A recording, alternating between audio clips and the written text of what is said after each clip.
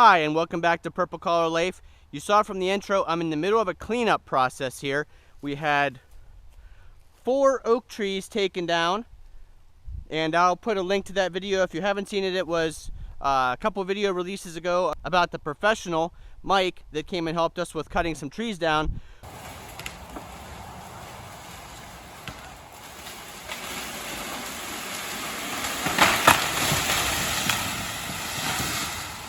So I've been working on cleaning up the tops here in this area of the oaks, and I've got a lot here to clean up right by the maple that came down.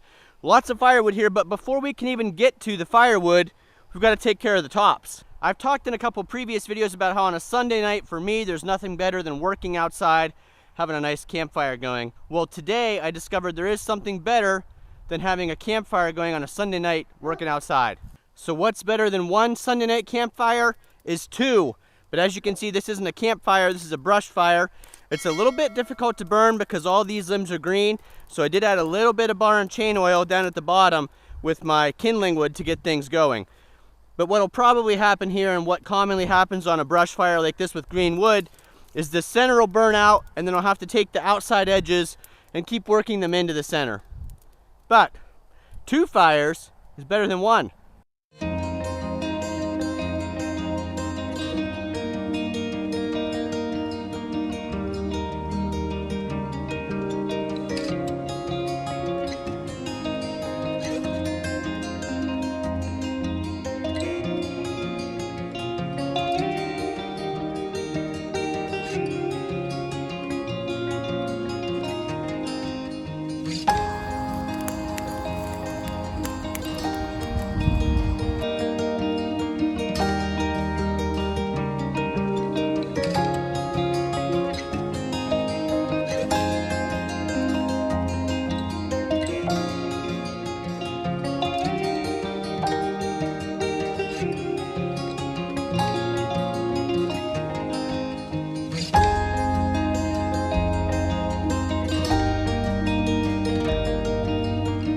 As you saw, I drug some more of tree number 2 over to here. That was another oak. So we threw it on top of the fire, and you'll see that the center of that fire was still going. So adding this on top, it'll keep burning the center of that out.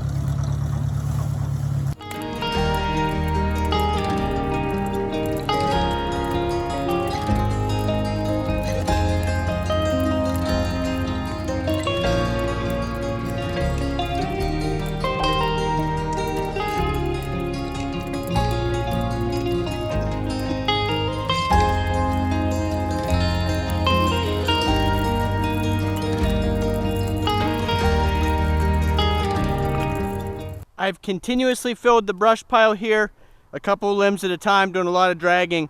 That will wear you out pretty quickly. I got 2 trees about 90% cleaned up. There's a couple pieces that I'll need to hit with the chainsaw again because they were either too big or they were still attached, in an area I couldn't see before when I was cutting them all off. They were still attached to the trunk of the tree, so I need to do a little bit more limbing there. Then I can bring those extra limbs over here to the burn pile. But you can see what happens here. So we're burning a little bit to the left-hand side of the fire now, but I don't know if on the camera you'll be able to see. The center is pretty well burnt out, but of course the outside edge is not. That's because I put all my kindling in the center. There's a good bed of coals there right in the center, and anything I throw on top, the center heats up. You can see it smoking and smoking more, and then once it's hot enough, a bunch of flames will come up out and it'll burn that center section out again. But you can see I've been stacking most of the limbs from this side, a lot of ends in there, and the ends haven't burnt at all, but the center burn out pretty good. So I'll have to come back out probably with the grapple on the tractor and kind of push those outside edges into the center once it burns down a little bit later tonight. I actually didn't work on that maple tree much at all. I pulled maybe 2 or 3 limbs over and added them to the fire. But I decided I better get this oak tree and the other oak tree taken care of first. And the primary reason is I've got 4 available IBC totes to make into firewood totes, and they are there. And I can't get to them with the tractor until I get these 2 oaks cleaned up. So I'm going to work on this first so I can get the totes out, make them into firewood totes, and then I'll have somewhere to put all this wood when I'm cutting and splitting it. I thought that was the best plan of attack rather than working on all the maple, having all that wood, but no totes to put it in. I did get all the treetop cleared out of this oak. This was a red oak. We'll take care of it as far as firewood in a future video. But you can see I've still got quite a bit of treetops back here that I've got to get to. You may have noticed in the previous video when Mike was here cutting up the tree, he went ahead and chunked it into firewood lengths. So that's great. That saved me a lot of time. His Husqvarna saw zipped right through those. He did them pretty quickly, much quicker than I would have with my smaller homeowner saw. So that's great. These are already ready to split. So Jennifer and I will come out sometime with the split fire and one of the totes, fill it up, and then that wood will need to season for at least a year because it is green oak. So like I said, still a ton of cleanup work to do with this maple. This was by far the largest tree we took down when Mike was here.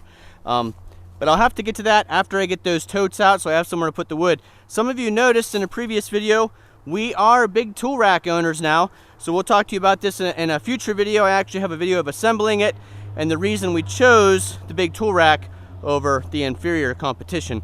You can see the nice thing about it today was I was able to bring my chainsaw, oil, and fuel out with me and then move the tractor around as I was cutting the trees up in different areas. So that was great to not have to worry about that. The other nice thing is, and we'll talk about this in a future video, I can actually haul firewood with my chainsaw. When I put firewood in the back of the Ranger, the problem is I never have anywhere to put the chainsaw after I'm done when the Ranger's heaping with wood. This gives me a safe spot, put my chainsaw, and haul some firewood. Thanks for watching. If this video informed or entertained you, please click that thumbs up button. We'd really appreciate it. And then we'll see you again the next time.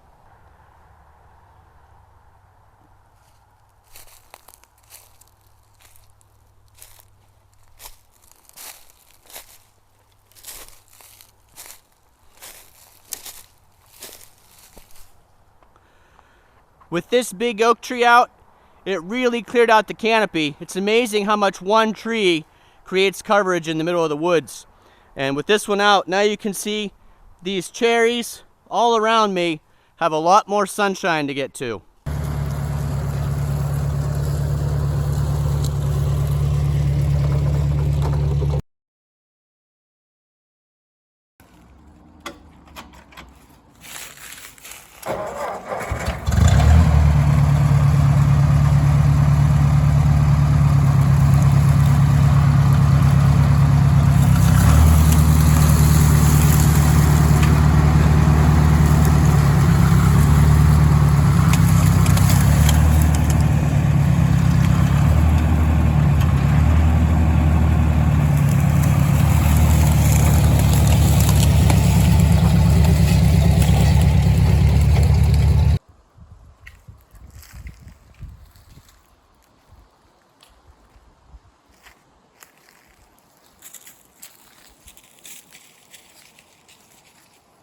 Still a lot to clean up.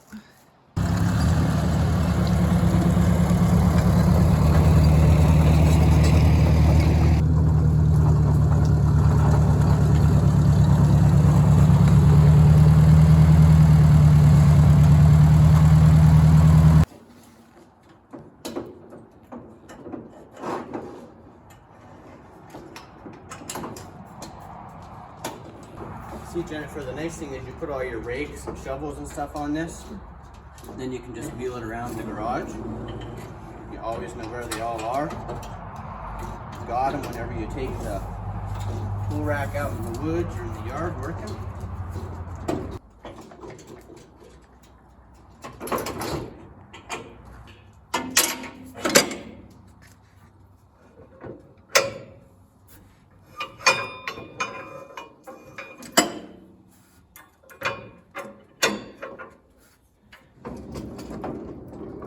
pretty slick. Yeah.